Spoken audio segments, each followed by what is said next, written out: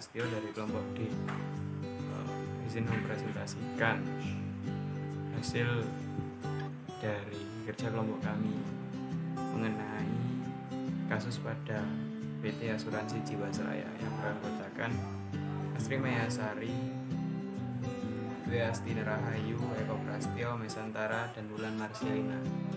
Baik, untuk materi yang pertama yaitu A. Manipulasi laporan keuangan PT Asuransi Jiwasraya. Sejumlah fakta telah terungkap saat jalan keputusan sidang kasus dugaan korupsi PT Asuransi Jiwasraya Persero yang merugikan negara hingga mencapai 16,8 triliun.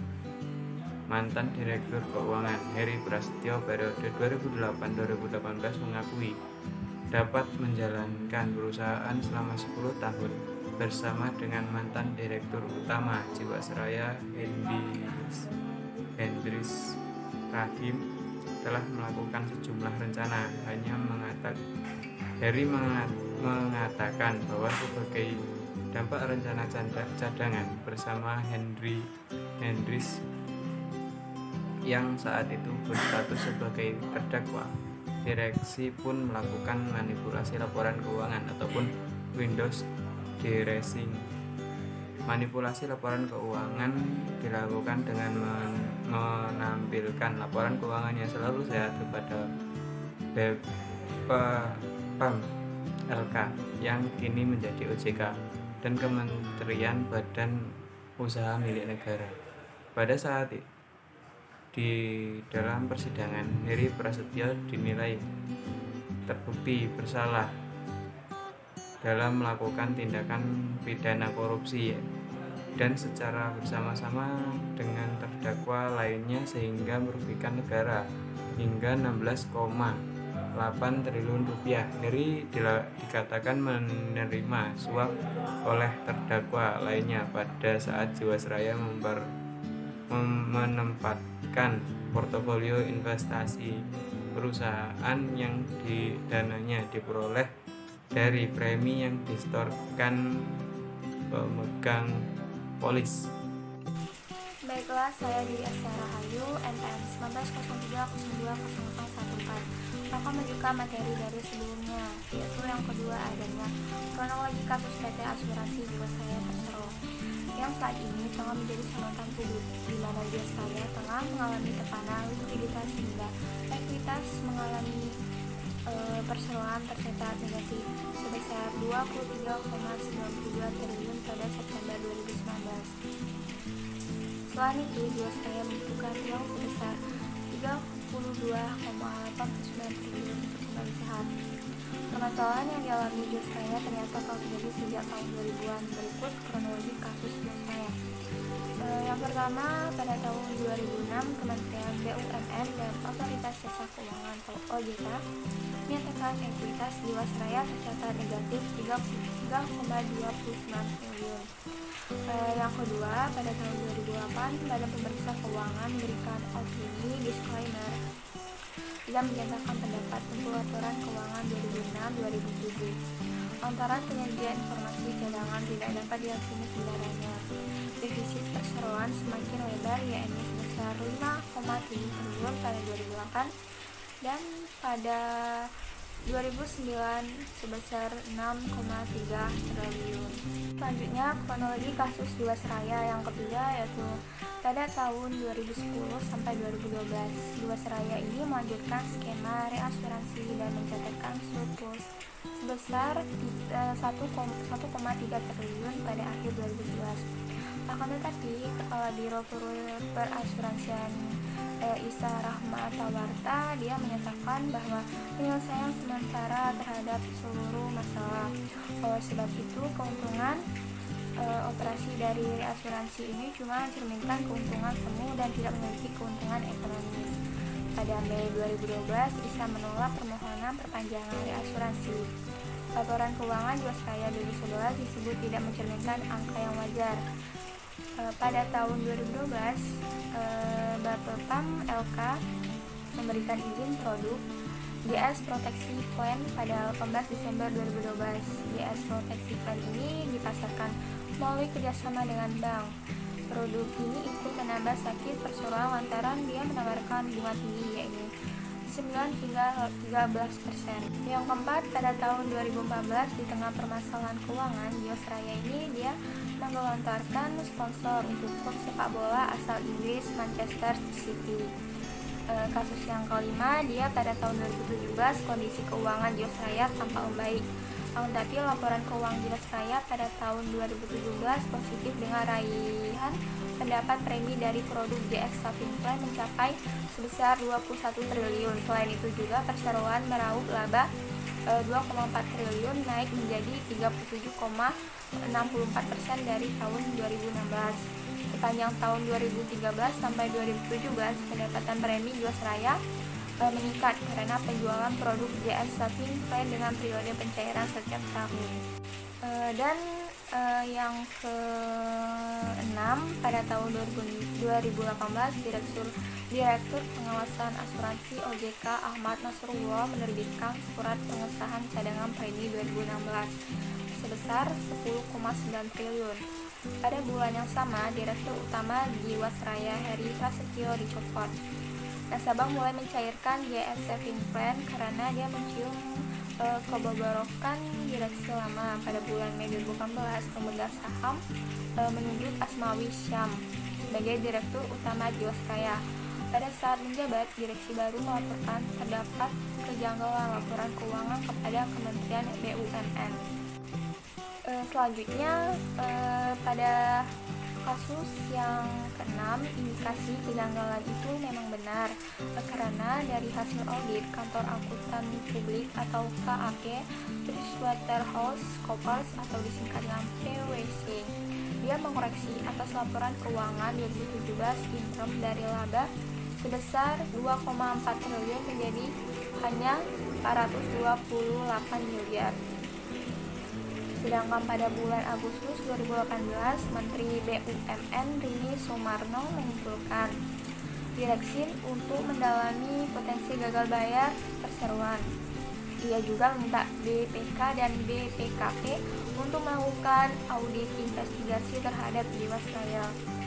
Selanjutnya, pada bulan Oktober sampai November tahun 2018, masalah tekanan likuiditas Jiwasraya mulai tercium publik karena perseroan mengumumkan tidak dapat membayar klaim polis jatuh tempo nasabah JS Saving Plan sebesar 402 miliar. Pada November, pemegang saham menunjuk Heksana Tri Sasongko sebagai Direktur Utama menggantikan Asmawi Syam. Baiklah, saya Wulan Marcelina akan melanjutkan presentasi dari teman saya. Baik, di sini saya akan menjelaskan tentang penyebab fraud yang terjadi pada kasus PT Jiwasraya. Nah, sebelumnya apa sih itu fraud? Nah, fraud sendiri adalah perbuatan yang melawan hukum yang dilakukan dengan sengaja untuk tujuan tertentu, seperti memanipulasi atau memberikan laporan yang keliru terhadap pihak lain. Nah, fraud ini dilakukan oleh orang-orang dari dalam atau luar organisasi. Fraud ini dilakukan untuk mendapatkan keuntungan pribadi ataupun kelompok yang secara langsung ataupun tidak langsung merugikan pihak lainnya. Nah, dalam kasus ini, fraud terjadi disebabkan oleh aktivitas jual beli saham dalam waktu yang berdekatan dan pembelian itu dilakukan dengan negosiasi bersama pihak-pihak tertentu supaya dapat memperoleh harga yang diinginkan. PT Jiwasraya ini berinvestasi pada saham dengan kualitas buruk atau biasa disebut saham gorengan dan kepemilikan saham tertentu melebihi batas di atas 2,5% dari laporan keuangan pada tahun 2017. Sebagian besar dana nasabah itu diinvestasikan pada reksadana saham dan properti. Nah, investasi tersebut itu kurang memperhatikan manajemen risiko. Jiwasraya ini justru banyak menginvestasikan dana nasabah pada saham tidak likuid yang konsisten naik. Akibatnya, resiko gagal dan derita kerugian senantiasa membayangi perusahaan asuransi ini. Saham yang diborong Jiwasraya terpuruk di pasar keuangan, sehingga berdampak pada tingkat keuntungan yang diperoleh. Yang diperoleh pun ini tidak maksimal, bahkan mengalami kerugian. Nah, itu tadi pengertian fraud. Selanjutnya, penyebab fraud yang terjadi pada kasus PT Jiwasraya. Untuk yang pertama, perusahaan menerima kontribusi pendapatan tertinggi melalui produk saving plan. Namun, produk yang ditawarkan melalui bank ini menawarkan bunga tinggi dengan tambahan manfaat asuransi. Tapi, benefit yang ditawarkan ini tidak mempertimbangkan biaya atas asuransi yang dijual. Untuk yang kedua, menunjukkan pejabat kepala pusat bank asuransi pada SPV Sufat.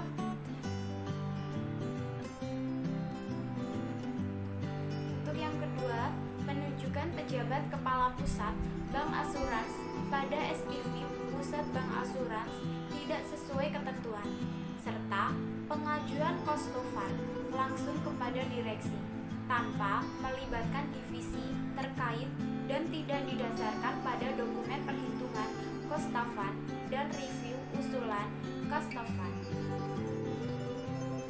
Untuk yang ketiga, dalam pemasaran produk saving plan diduga terdapat konflik kepentingan karena pihak-pihak terkait Jiwasraya mendapatkan fee atas penjualan produk tersebut. Saat membeli saham-saham dari perusahaan berkualitas rendah dilakukan tidak sesuai dengan ketentuan. Analisis pembelian dan penjualan saham tidak didasarkan atas data yang valid dan objektif. Jual beli saham juga dilakukan dalam waktu yang berdekatan untuk menghindari pencatatan unrealized loss atau melakukan window dressing. Nah, yang keempat ini, jual beli saham dilakukan dengan cara negosiasi agar bisa memperoleh harga yang diinginkan, serta kepemilikan atas saham tersebut melebihi batas maksimal, yakni di atas 2,5%. Pihak yang diajak bertransaksi saham oleh manajemen Jiwasraya adalah grup yang sama, sehingga diduga ada dana perusahaan dikeluarkan melalui grup tersebut. Untuk yang kelima, Jiwasraya dalam rencana subscription, reksadana tidak dilakukan secara memadai dan diduga dibuat secara perkiraan agar manajer investasi terlihat seolah-olah memiliki kinerja yang baik sehingga dapat dipilih oleh Jiwasraya untuk menempatkan investasi. Nah, yang terakhir, investasi reksadana memiliki underlying saham-saham dan MTN medium term notes berkualitas rendah dan transaksi pada saham-saham tersebut diindikasikan dilakukan oleh pihak-pihak yang terafiliasi. Baiklah, saya Mei Satara akan melanjutkan presentasi dari teman saya. Pengendalian internal dari Jiwasraya. Menurut Committee of Sponsoring Organization of the Third Way Commission atau KOSO mengungkapkan bahwa pengendalian internal merupakan rangkaian tindakan yang mencakup keseluruhan proses dalam organisasi. Dalam kasus Jiwasraya, perusahaan memiliki kelemahan dalam sistem pengendalian internal dan manajemen risiko, diikuti dengan adanya kelalaian dari lembaga pengawas atau OJK.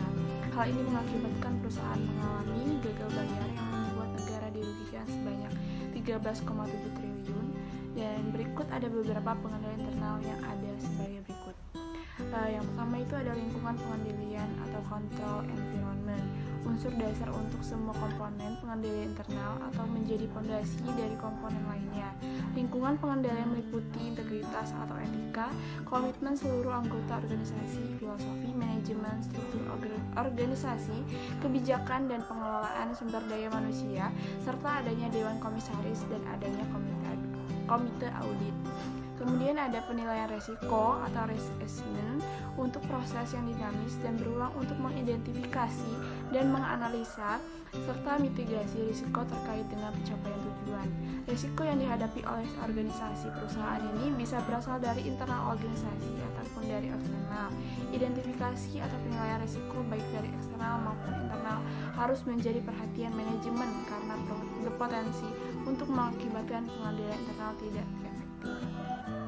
Kemudian itu ada aktivitas pengendalian atau control activities, mencakup tindakan yang ditetapkan melalui kebijakan dan prosedur untuk membantu memastikan dilaksanakannya arahan manajemen dalam rangka meminimalkan risiko atas usaha pencapaian tujuan secara efektif. Dan yang keempat itu ada informasi komunikasi atau information communication. Manajemen harus menghasilkan dan menggunakan informasi yang relevan dan berkualitas, baik dari sumber internal maupun eksternal untuk tersegalanya fungsi pengendalian internal yang mendukung pencapaian tujuan organisasi atau perusahaan ini. Dan yang terakhir itu ada aktivitas pengawasan atau monitoring activities. Untuk pemantauan mencakup evaluasi berkelanjutan, evaluasi terpisah atau kombinasi dari keduanya untuk memastikan komponen-komponen pengendalian internal ada dan berfungsi sebagaimana mestinya. Dengan demikian, adanya aktivitas pemantauan ini, maka sistem pengendalian bisa saja terjadi perubahan sesuai dengan kondisi yang diperlukan. Saya Sri Mesari, NPM 1903021012. Jadi, berikut beberapa solusi yang dapat digunakan dalam pencegah manipulasi laporan keuangan dalam, yaitu yang pertama itu terus mendorong dan meningkatkan kualitas pengawasan terhadap profesi keuangan. Nah, pengawasan yang dimaksud itu meliputi kantor akuntan publik, profesi penilai, hingga profesi akuntan publiknya. Yang kedua itu meningkatkan kualitas sumber daya manusia profesi keuangan. Karena pengawasan saja itu tidak cukup, maka diperlukan perbaikan kualitas sumber daya manusia agar akuntansi dilaporkan secara benar. Dan yang ketiga itu memberikan sanksi. Sanksi dapat dinilai tetap diperlukan agar dapat memberikan efek jera atau setidaknya meningkatkan para profesi keuangan agar tidak melakukan manipulasi akuntansi. Pendapat mengapa komponen pengendalian internal gagal mencegah fraud. Terdapat banyak sekali masalah dan persoalan yang berkaitan dengan laporan keuangan Jiwasraya. Masalah ini bermula pada tahun 2006 ketika Jiwasraya melaporkan pemalsuan profit dalam laporan keuangan mereka. Kondisi sebenarnya adalah Jiwasraya mengalami kerugian. Namun pada laporan keuangan mereka menyatakan bahwa mereka mendapatkan profit. Dan pada tahun 2015, Jiwasraya itu menawarkan produk baru asuransi mereka yaitu JS Saving Plan, di mana mereka menjanjikan return atau imbal hasil yang lebih tinggi jika dibandingkan surat utang negara. Namun pada kenyataannya dana dari konsumen tersebut dikumpulkan dan diinvestasikan di saham yang berkinerja buruk. Pada akhirnya di akhir tahun 2019, Jiwasraya melaporkan ekuitas mereka negatif dan mereka tidak dapat membayar tuntunan pelanggan atas JS Saving Plan. Dan berdasarkan buku pedoman ICFR yang diterbitkan oleh Central Audit Quality, defisiensi terjadi di dalam laporan keuangan itu jika desain atau operasi dari pengendalian internal tidak memungkinkan manajemen atau karyawan di dalam area normal mereka dalam mengerjakan tugas mereka. Untuk mencegah atau mendeteksi adanya misstatement pada waktu yang tepat, defisiensi terbagi menjadi significant deficiencies dan material weaknesses. Material weaknesses di dalam ICFR terjadi jika terdapat kekurangan atau kesalahan di dalam pengendalian internal perusahaan secara keseluruhan. Kekurangan atau kesalahan tersebut termasuk di dalam material misstatement di mana dampak dari kesalahan tersebut sangat material bagi laporan keuangan perusahaan. Dan sedangkan signifikan defisiensi merupakan defisiensi di dalam pengendalian internal laporan keuangan di mana defisiensi tersebut lebih kecil dampaknya daripada material weakness. Namun, cukup penting untuk diperhatikan oleh para pejabat yang bertanggung jawab. Di dalam kasus Jiwasraya ini, terdapat material misstatement di dalam laporan keuangan mereka. Nah, Jiwasraya membuat laporan keuangan mereka terlihat sangat menarik, sehingga orang-orang itu akan berpikir bahwa laporan keuangan mereka memiliki profitability yang bagus ketika kenyataannya mereka mengalami kerugian. Jiwasraya menyembunyikan jumlah hutang mereka untuk membuat perusahaan terlihat sehat. Hal ini dapat dikategorikan sebagai material misstatement karena dampak dari kecurangan tersebut sangat besar dan signifikan terhadap keberlangsungan bisnis Jiwasraya. Baik, demikian presentasi dari kelompok kami. Apabila ada kekurangan, kami mohon maaf. Saya akhiri, wallahul muwaffiq ila aqwamit thoriq. Wassalamualaikum warahmatullahi wabarakatuh.